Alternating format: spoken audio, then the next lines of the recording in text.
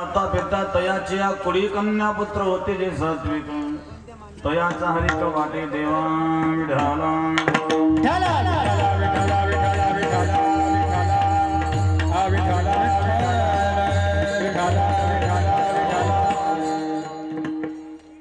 राजमाता जिजाऊ यांच्या जयंतीच्या निमित्ताने असणारा हा योग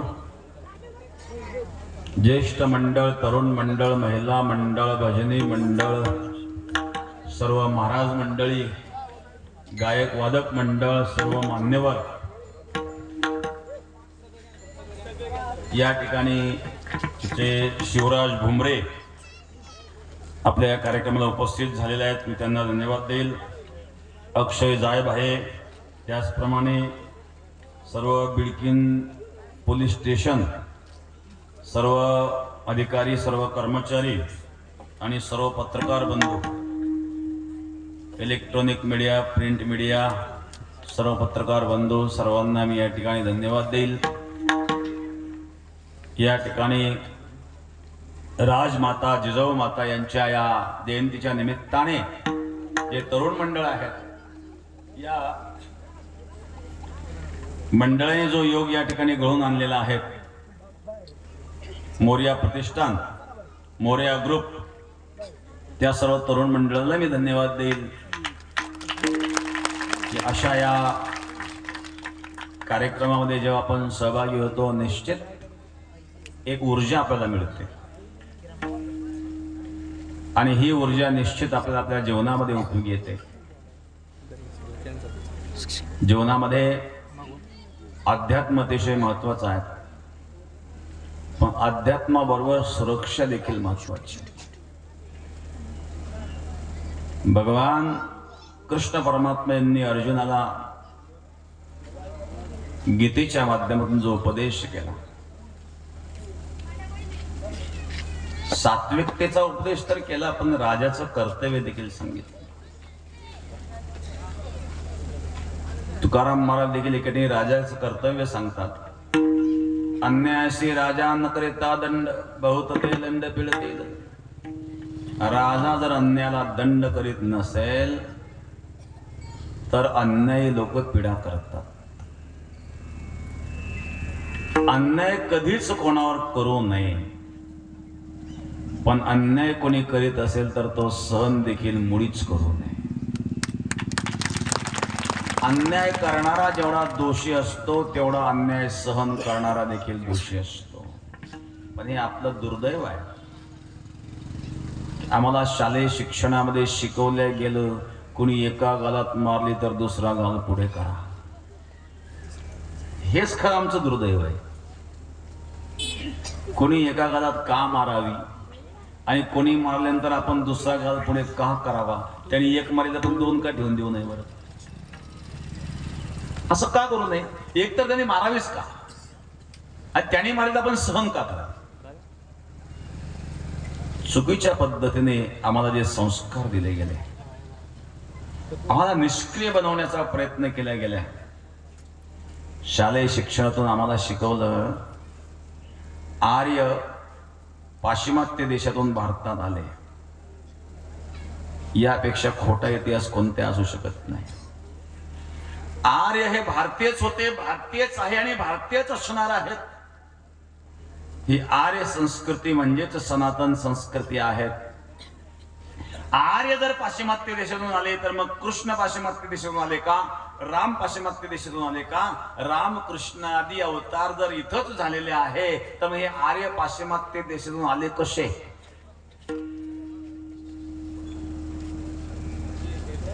कोणी हा इतिहास आमच्या पुढे आणला? कशा करता शाळेत शिकवला जातो? हा इतिहास ब्रिटिशांनी शिकवण्याचा प्रयत्न केला, पण ब्रिटिश देशातून निघून 78 वर्षे होऊन गेले तरी पण तोच इतिहास शिकवला जातो. यापेक्षा दुर्दैव काय? पाश्चिमात्य संस्कृतीमध्ये कुठेही आर्य संस्कृती नाही आहे. पाश्चिमात्य देशामध्ये गौरवर्णीय लोक राहतात. आपण गौरवर्णीय नसून कृष्णवर्णीय आहोत, आणि गौरवर्णीयांमध्ये आर्य संस्कृती कुठंच नाही. आणि म्हणून आपण कृष्णवर्णीय आहोत, रामकृष्णवर्णीय होते, कृष्ण कृष्णवर्णीय होते. मग रामकृष्णादी जर आमचे पूर्वज होते, मग ते तर पाश्चिमात्य देशातून आले नाही, मग आर्य पाश्चिमात्य देशातून भारतामध्ये आले. हे किती चुकीच्या पद्धतीने आपल्याला शिकवलं जातं. ते शाळेमध्ये आपल्या संस्कृतीचा स्वाभिमान नष्ट करण्याचा प्रयत्न ब्रिटिश काळापासून झाला, पण आजही तो चालू आहे. हे दुर्दैव आहे. म्हणून आपण आपली संस्कृती ओळखावी. आपल्याला संस्कृतीचं ज्ञान दिलं छत्रपती शिवरायांनी. अन्याय अत्याचाराला कसा प्रतिकार करावा हे शिकवणारे शिवाजी महाराज आहेत. ज्या औरंगजेबाने अनेक मंदिरं पाडली, स्वतःच्या बापाला कैद केलं, स्वतःच्या भावाचं मुंडकं कापलं, तो खरंच समाजाचा असू शकतो का? तो खरंच आदर्श असू शकतो का? ज्याने स्वतःच्या भावाचं शिर कापलं त्याला आदर्श आपण मानू शकतो का? कोणीही मानवतावादी त्याला आदर्श म्हणू शकणार नाही. आणि जो आदर्श मानतो तो मानवतावादी असूच शकत नाही. राक्षसी कृत्याला आदर्श मानणारे राक्षसी लोकच असतात. ज्या औरंगजेबाने स्वतःच्या बापाला जेलमध्ये टाकलं होतं, स्वतःच्या भावाचं शिर कापलं होतं, आणि त्या औरंगजेबाला दिल्लीचं स्थान सोडून महाराष्ट्रामध्ये 27 वर्ष राहिला, पण पुढे सरकून दिलं नाही. मूठभर मराठ्यांनी, हा मराठ्यांचा पराक्रम आहे. या मराठ्यांचा स्वाभिमान म्हणजे छत्रपती शिवाजी महाराज आहेत. आणि त्या छत्रपती शिवाजी महाराजांना घडवणाऱ्या जिजाऊ मातेचा हा आणि अशा प्रकारचा तपस्येचा हा असणारा आपल्या समोर जो विस्तार दिसत आहे, आणि म्हणून याला खरं कारण म्हणजे जिजाऊ माता आहेत. आज जिजाऊ मातेच्या या पुण्यतिथीच्या या जिजाऊ मातेच्या जयंतीच्या निमित्ताने आपण या ठिकाणी उपस्थित आहोत. आणि अशा प्रकारचे संस्कार आपल्यामध्ये दृढ व्हावेत. गीतेमध्ये भगवान परमात्मा सांगतात, अर्जुन उठ, तस्मादुत्तिष्ठ कौन्तेय, युद्धाय गत निश्चयः. ज्या वेळेला कौरव पांडवांचा युद्धाचा प्रसंग आला, भगवंताने युद्ध टाळण्याचा प्रयत्न केला. युद्धाचे परिणाम कधी चांगले नसतात. युद्धाचे परिणाम वाईट आहेत. जो हरला तो संपलेलाच असतो, पण जो जिंकला तो देखील संपलेला असतो. कारण जिंकलेल्याचे सुद्धा फार मोठं नुकसान झालेलं असतं. मग युद्धाचे परिणाम चांगले नसतात. युद्ध टाळलंच पाहिजे. कौरव पांडवांचं युद्ध टाळण्याकरता भगवंतांनी मध्यस्थी केली. भगवंतांनी शेवटी सांगितलं पांडवांना अर्ध राज्य दिलं पाहिजे. नाही दिलं ठीक आहे, पण युद्ध टाळण्याकरता शेवटचा प्रयत्न केला की 5 पांडवांना 5 गावं तरी द्या. पण दुर्योधनाने सांगितलं सुईच्या टोकावर मावेल एवढी सुद्धा माती देणार नाही. भगवान म्हणले अन्याय, आता युद्ध झाल्याशिवाय राहणार नाही. आणि मग अर्जुनाला सांगितलं, अर्जुन आता उठ, सेनयोरुभयोर्मध्ये रथं स्थापयाम्यच्युत, यावदेतान् निरीक्ष्यहं युद्धकामान् अवस्थितान्. अर्जुन जेव्हा म्हणतो दोन्ही सैन्याच्या मध्ये माझा रथ नेऊन उभा करा, मला पाहायचंय कोणाकोणाशी मला युद्ध करायचंय. कथम विष्णोहम संख्य द्रोणांच मधुसूदन, ईश्वरी प्रत्योत्स्यामी पूजारहार वरिसूदन. भीष्माचार्य, द्रोणाचार्य, कृपाचार्य जेव्हा पाहिले, अर्जुन म्हणतो मी पार्थ द्रोणाचा केला, ज्याने धनुर्विद्यू मदत दिला, ज्या द्रोणाचार्यांनी मला धनुर्विद्या शिकवली.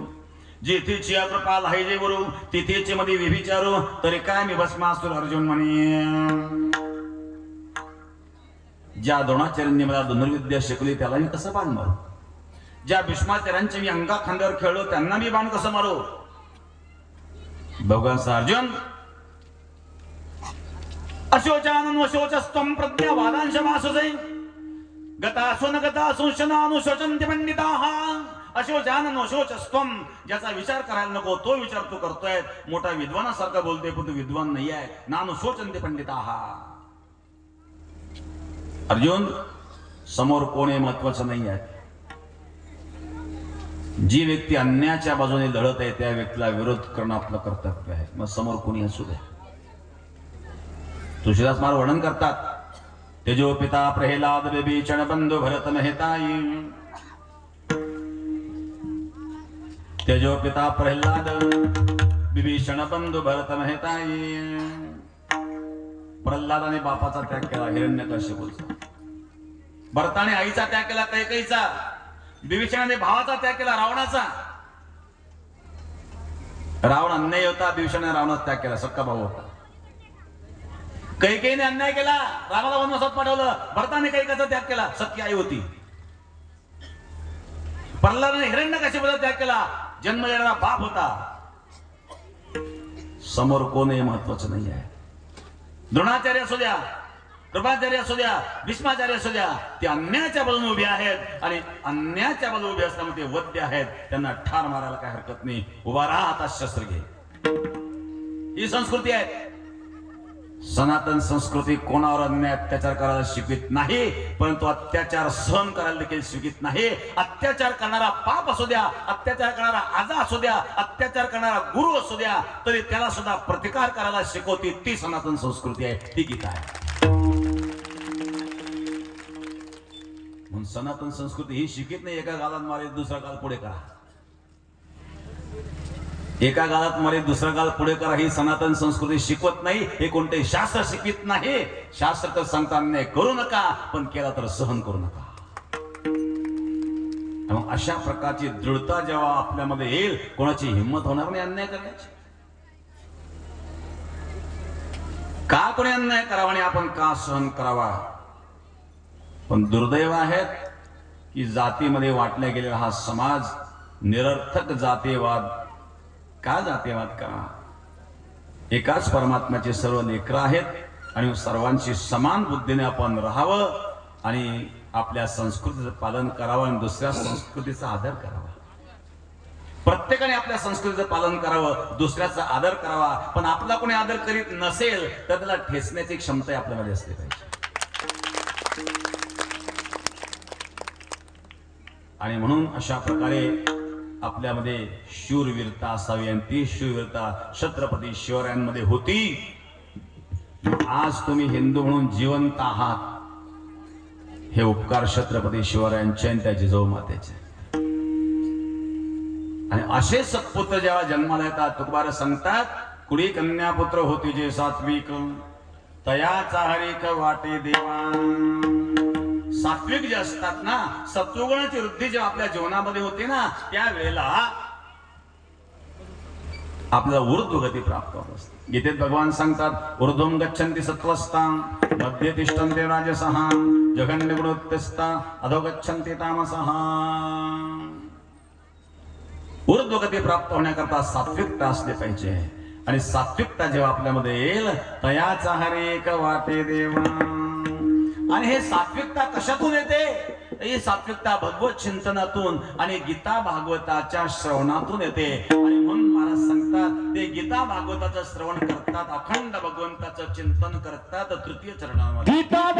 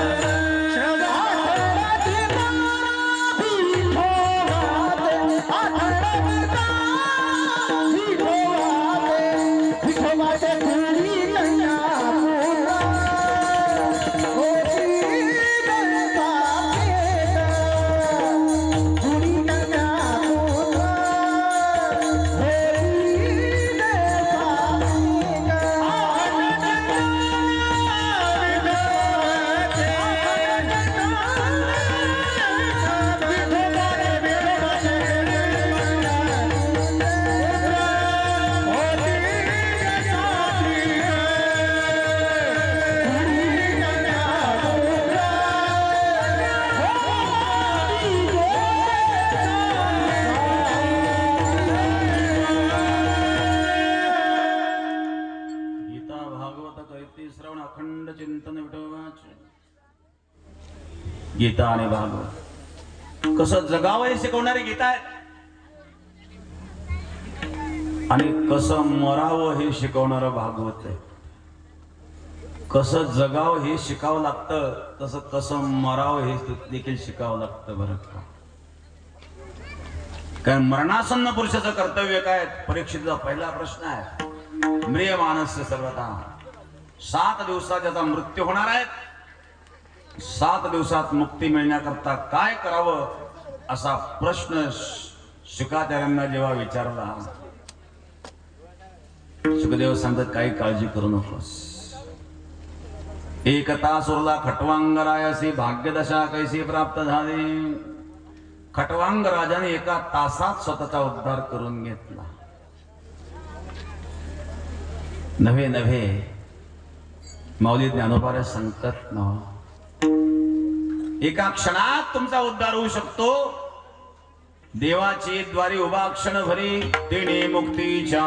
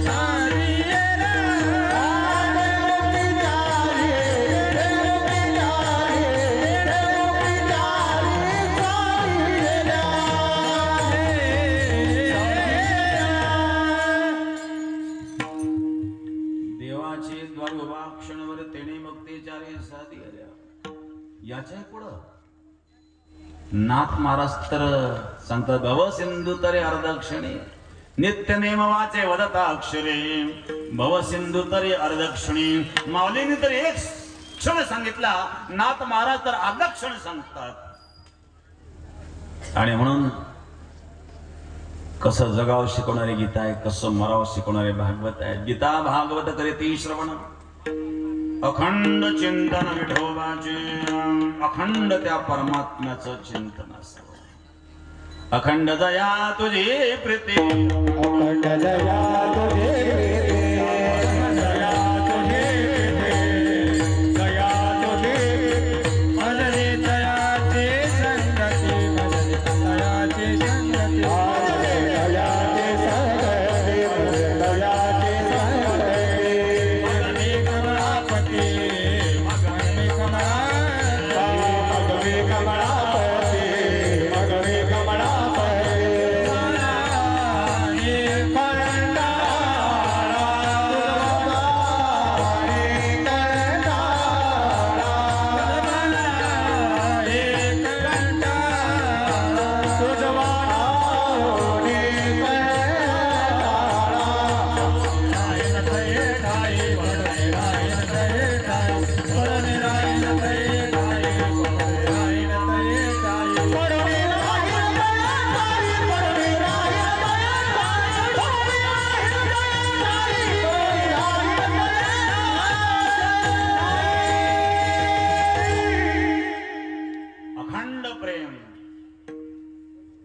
भगवंताचं अखंड चिंतन घडावं. आणि म्हणून गीता भागवत करीती श्रवण अखंड चिंतन विठोबाचे. आणि अशा प्रकारे अखंड चिंतन करणारे गीता भागवताचं श्रवण करणारे सात्विक जे असतात महाराज सांगतात त्यांची मला सेवा घडू ही अपेक्षा व्यक्त करता शेवटच्या चरणात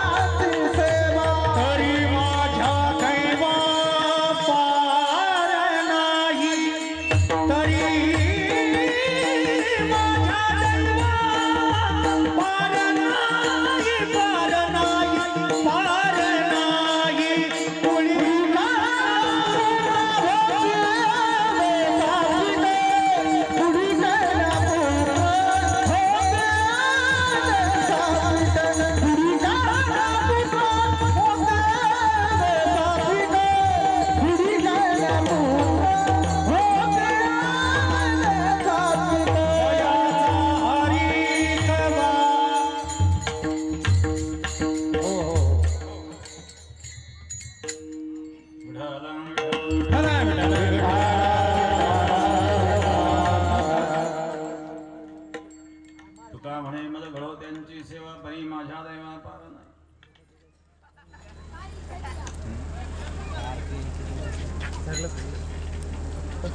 अशा प्रकारे